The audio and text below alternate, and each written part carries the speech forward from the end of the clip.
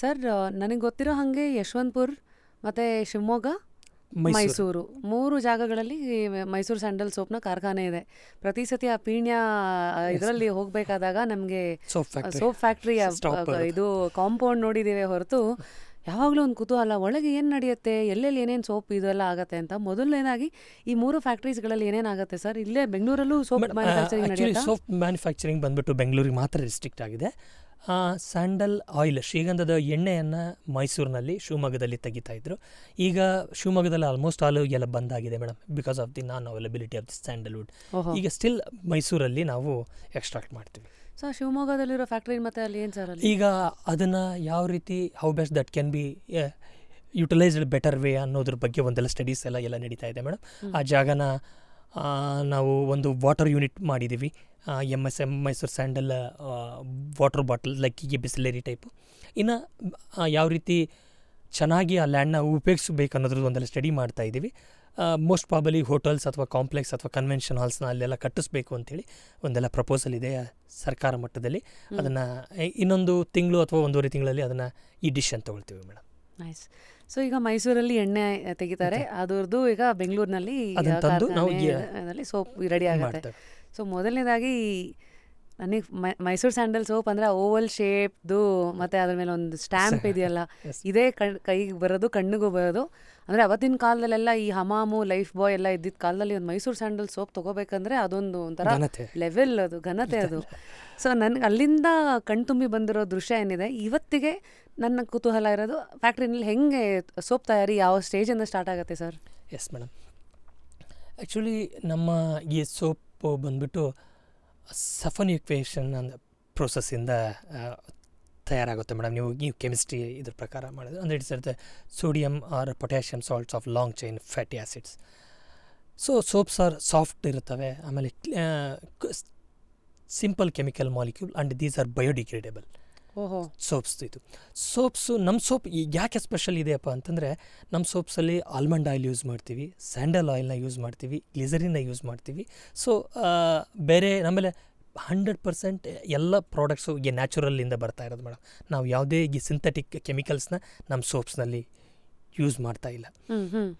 ಆಮೇಲೆ ವರ್ಲ್ಡಲ್ಲಿ natural sandal ಆಯಿಲ್ನ use ಮಾಡಿ ಮಾಡುವಂಥ ಏಕೈಕ ಫ್ಯಾಕ್ಟ್ರಿ ಅಂತಂದರೆ ನಮ್ಮದೇ. ಆಮೇಲೆ ಇಂಡಿಯಾದಲ್ಲಿ ಒಂದೇ ಒಂದು ಗೌರ್ಮೆಂಟ್ ಆರ್ಗನೈಸೇಷನ್ ಸೋಪ್ ಪ್ರಿಪ್ರೇಷನಲ್ಲಿರೋದು KSDL ಒಂದೇ ಮೇಡಮ್. ಇವೆರಡೂ ಕನ್ನಡಿಗರಿಗೆ ಒಂದು ಹೆಮ್ಮೆ ಪಡುವಂತಹ ವಿಷಯ ಮೇಡಮ್.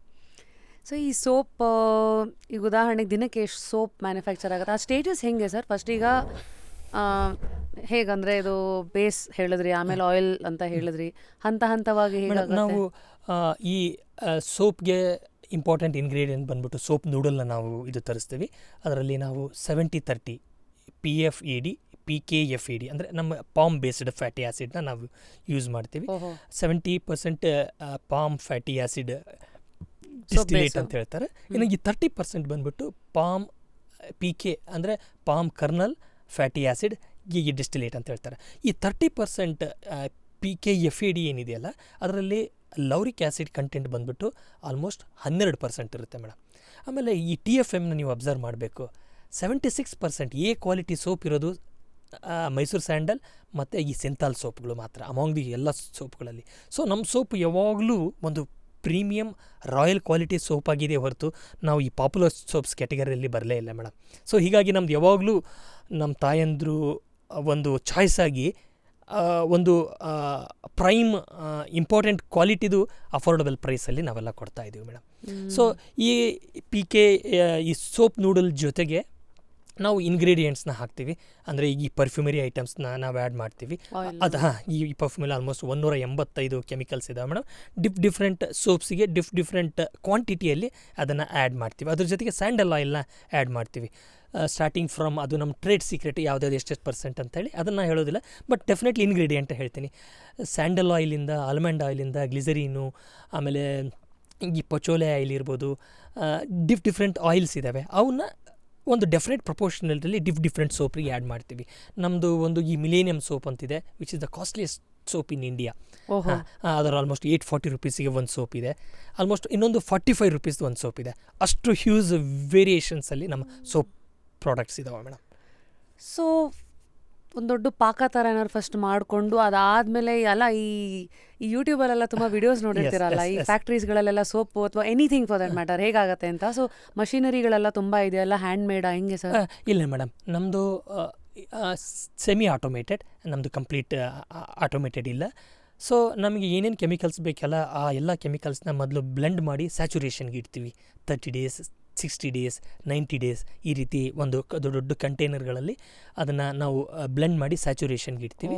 ಅದು ಇಷ್ಟು ಸ್ಯಾಚುರೇಟ್ ಆದಮೇಲೆ ಆ ಸ್ಯಾಚುರೇಷನ್ನ ಸೋಪ್ ನೂಡಲ್ಗೆ ಹಾಕಿ ಮತ್ತು ಕಲರಿಂಗ್ ಏಜೆಂಟನ್ನ ಹಾಕಿ ನಾವು ಇದು ಮಾಡ್ತೀವಿ. ಡಿಫ್ರೆಂಟ್ ಯಾವ್ಯಾವ ಸೋಪ್ನ ಮಾಡ್ತಾಯಿದ್ವಿ ಅದಕ್ಕೆ ತಕ್ಕಂತೆ ಆ ಸ್ಯಾಚುರೇಷನ್ ತೊಗೊಂಡು ಇದು ಮಾಡ್ತೀವಿ. ಸ್ಯಾಚುರೇಷನ್ ಏನಕ್ಕೆ ಇಂಪಾರ್ಟೆಂಟ್ ಸರ್? ಏನು ಮಾಡೋದು ಅಂದರೆ ಆ ಕೆಮಿಕಲ್ ರಿಯಾಕ್ಷನ್ಸ್, 2 ಕೆಮಿಕಲ್ಸ್ನ ಹಾಕಿ ಇಮಿಡಿಯೇಟ್ ಇಟ್ಟಾಗ ಅದ್ರ ಪ್ರಾಡಕ್ಟ್ ಏನು ಬರುತ್ತಲ್ಲ ಅದು ಹಾಗಾಗಲ್ಲ madam. It takes some time to interact with all the chemicals, all the different chemicals in that composition. Then they will give the appropriate smell, odour, flavour ಈ ರೀತಿ. It's not as easy as ಹಾಕ್ಬಿಟ್ಟು ಹಿಂಗೆ soap ಇಲ್ಲ ಹಾಗಿಲ್ಲ madam, ಹಾಗಿಲ್ಲ. So noodle ಆಯಿತು, then ಸ್ಯಾಚುರೇಷನ್ಗೆ ಇಟ್ಟಿದ್ದು ಮಿಶ್ರಣ ಆಯಿತು, ಯಾವ್ಯಾವ ಸೋಪಿಗೆ ಬೇಕೋ ಇದೆಲ್ಲ ಮಷಿನರೀಸು ಬರೀ ಮಿಕ್ಸ್ ಮಾಡಿಡತ್ತೆ. ಬಾಕಿದೆಲ್ಲ ಅದಕ್ಕೇನಾದರೂ ಇಷ್ಟಿಷ್ಟೇ ಗ್ರಾಮ್ ಬೀಳತ್ತೆ. ನಮ್ಮ ಅಲ್ಲಿ ಡೈಸ್ ಇರುತ್ತೆ, ಅದ್ರ ಮೇಲೆ ಕೇಕ್ ಬರುತ್ತೆ, ಅದ್ರ ಮೇಲೆ ಡೈಸ್ ಎಲ್ಲ ಪ್ರೆಸ್ ಮಾಡಿದಾಗ ವಿತ್ ನಮ್ಮ ಎಂಬ್ಲಮ್ಮು ಅದನ್ನು ಇದು ಮಾಡಿ ಬರುತ್ತೆ. ನಮ್ಮಲ್ಲಿ 75 ಗ್ರಾಮ್ ಸೋಪ್ ಇದೆ, 125 ಗ್ರಾಮ್ ಸೋಪ್ ಇದೆ, 150 ಗ್ರಾಮ್ ಸೋಪ್ ಇದೆ. ಈ ರೀತಿ ಕನ್ಸ್ಯೂಮರ್ಗೆ ನೀಡ್ಸ್ ಮೇಲೆ ನಮಗೆ ಈ ಸೋಪ್ಸ್ನ ನಾವು ಆಲ್ಸೋ ಐ ಥಿಂಕ್ ಈ ತೀರ್ಥಕ್ಷೇತ್ರಗಳಲ್ಲೆಲ್ಲ ನೋಡಿರ್ತೀವಿ ಚಿಕ್ಕ SGT ಅಂತೇಳಿ 25 ಗ್ರಾಮ್ಸ್ದು ಆ ಸೋಪ್ ಇದೆ. ಅದು ಮೋಸ್ಟ್ ಪಾಪ್ಯುಲರ್ ಸೋಪ್ಸ್ ಮೇಡಮ್ ನಮ್ಮದು.